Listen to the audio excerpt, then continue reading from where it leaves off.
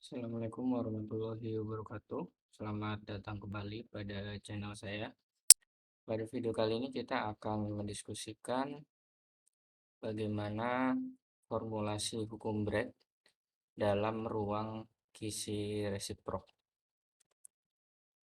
Hukum Bragg yang sebelumnya diturunkan, yang sudah pernah kita pelajari di awal bab ini, itu dengan menganggap refleksi pada bidang kisi paralel, ya. Itu ternyata dapat kita nyatakan ya sebagai hubungan geometris antara vektor-vektor pada kisi resiprok, ya. Ingat, vektor kisi resiprok itu disimbolkan dengan G. Ya, jadi nanti kita di sini akan menghasilkan formulasi hukum Bragg, ya, itu dalam G, ya. Masih ingat hukum Bragg? Dia 2D sin theta sama dengan n lambda, ya. Itu hukum Bragg. Nah, em, perhatikan kisi resiprok pada gambar 2.12 yang tampil di sebelah kanan. Ya, ini merupakan eh, cara atau konstruksi yang diajukan oleh Ewald, ya. Ewald, makanya dikatakan sebagai Ewald konstruksi dalam kisi resiprok, ya. Nah, konstruksi Ewald ini dia membuat suatu lingkaran atau lingkaran dua dimensi, ya. Kalau kisinya dua dimensi, kalau kisinya tiga dimensi berarti membuat bola gitu, ya. Makanya nanti dikatakan sebagai Ewald sphere, ya, bola Ewald. Nah, em, konstruksi Ewald ini, ya, kita misalkan, ya, dari titik A, ya. Titik A ini adalah pusat lingkarannya. Titik A itu titik yang sembarang, ya. Di sini diambil di titik yang sebelah sini, ya. Sebelah sini, ya, jadi tidak harus kisi resiprok, ya. Maksudnya letaknya itu tidak harus pada titik kisi resiprok. Nah, titik-titik hitam ini merupakan ruang kisi resiprok, ya. Nah, gambar vektor AO, ya, gambar vektor AO yang panjangnya itu 1/lambda searah dengan berkas sinar X yang datang. Ya, jadi misalkan ada sinar X yang datang, ya, pada suatu bidang tertentu. Nah, vektor AO ini tuh searah dengan berkas sinar datang. Nah, besarnya 1/lambda itu karena ini merupakan ruang kisi resiprok, ya. Ruang kisi resiprok yang dimensinya itu pasti 1/meter. Oleh karena itu panjang gelombangnya ini itu 1/lambda, ya. Nah, dan bertemu, ya, dan berakhir pada titik asal O, ya, dari kisi resiprok, ya. Jadi bisa dibayangkan ini seperti bidang kristal yang ditembak oleh sinar X yang datang. Nah, baik, jadi kita di sini sudah membuat vektor AO. Nah, dengan mengambil A itu sebagai pusat lingkaran, nah, gambar lingkaran dengan berjari-jari AO. Ya, buat lingkaran dengan berjari-jari AO yang akan berpotongan dengan titik B. Ya, yang akan berpotongan dengan titik B itu pada ruang kisi resiprok, ya. Nah, gitu. Nah, sebenarnya di sini kan berpotongan dengan beberapa titik, ya, di sini dan di sini. Tapi di sini kita lihat titik B. Nah, misalkan koordinat titik B itu adalah H aksen, K aksen, L aksen dalam vektor kisi resiprok, ya, yang memiliki common faktor, ya, common faktor tertinggi n. Common faktor itu FPB, ya, kalau di Indonesia kan n, yaitu koordinat jenis, kan H aksen itu sama dengan NH, K aksen itu NK, L aksen itu NL. ya, di mana HKL tidak memiliki common faktor lebih dari satu, ya, kalau HKL, ya. Nah, nanti N ini kalau misalkan di ruang kisi direct, ya, dia berhubungan dengan orde refleksi dari N-nya hukum break itu loh, yang 2D sin theta N lambda. Nah, itu.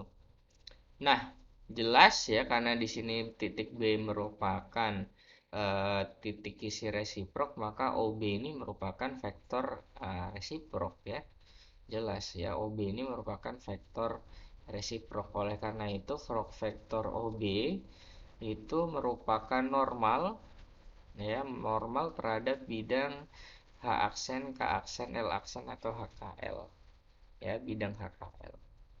Ya, karena vektor resiprok itu merupakan normal dari bidang HKL atau bidang sejajar yang terdapat pada kisi direct, dan memiliki panjang sama dengan D H aksen, K aksen, L aksen, ya, atau N per D H KL, ya.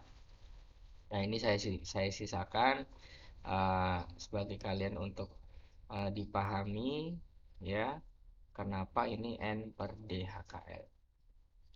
Oke, maka besar atau panjang vektor OB adalah N per DHKL. Ya, karena OB dimisalkan adalah suatu bidang, ya. Aksen ke aksen, ya, aksen. N-nya itu kita nggak tahu. Nah, hasil ini, ya, sesuai dengan geometri pada gambar 2.12, di mana salah satu bidang ini adalah AE. Ya, di sini adalah AE.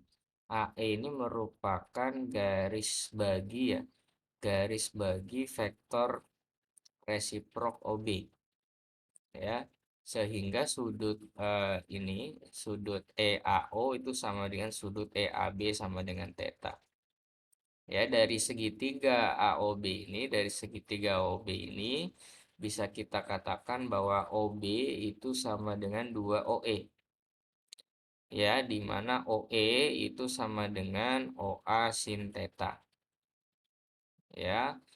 Nah, di mana tadi OA, ya, di mana tadi OA itu sama dengan OA atau AO itu seperlambda.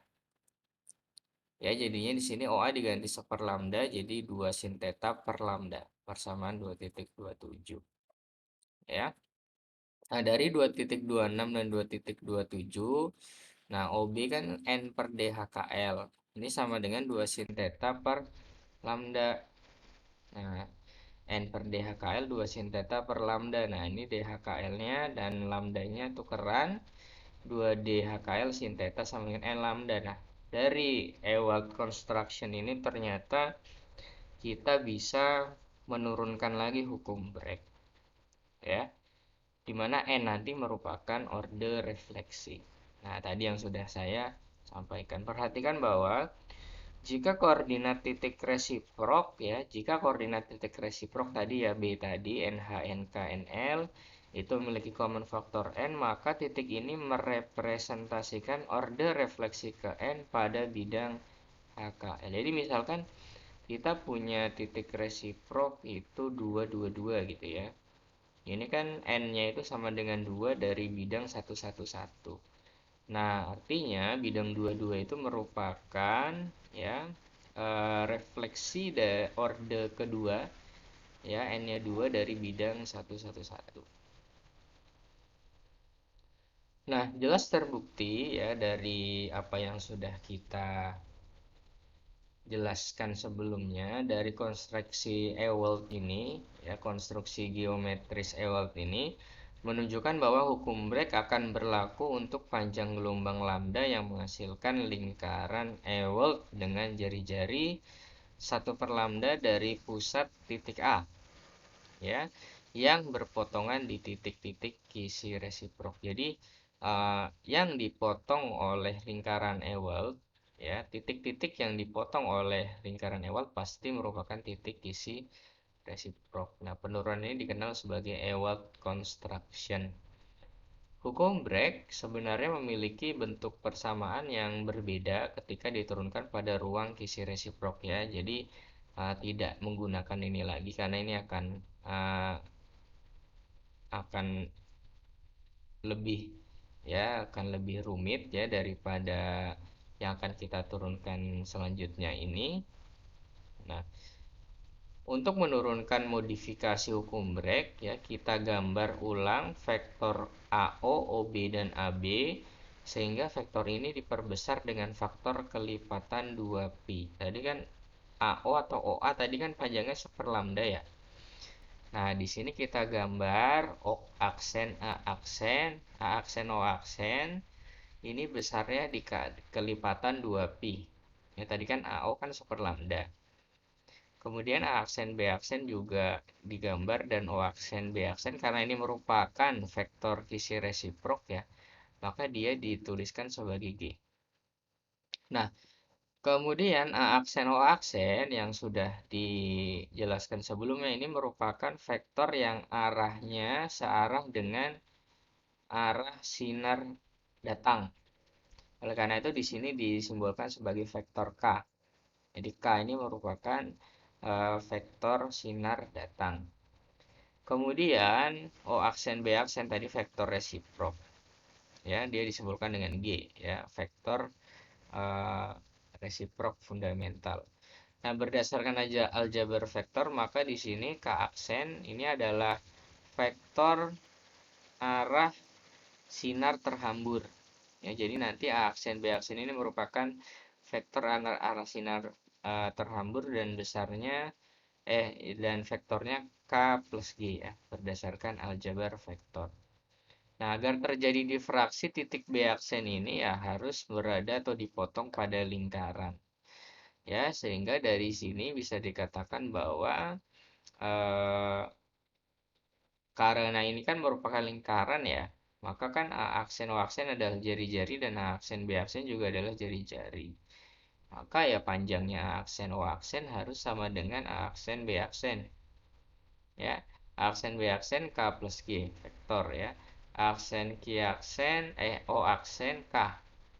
Nah, ini kalau dijabarkan jadi K kuadrat, ya ini kan K plus G dikuadratkan di dot ya, jadi ini tinggal besarnya aja K kuadrat.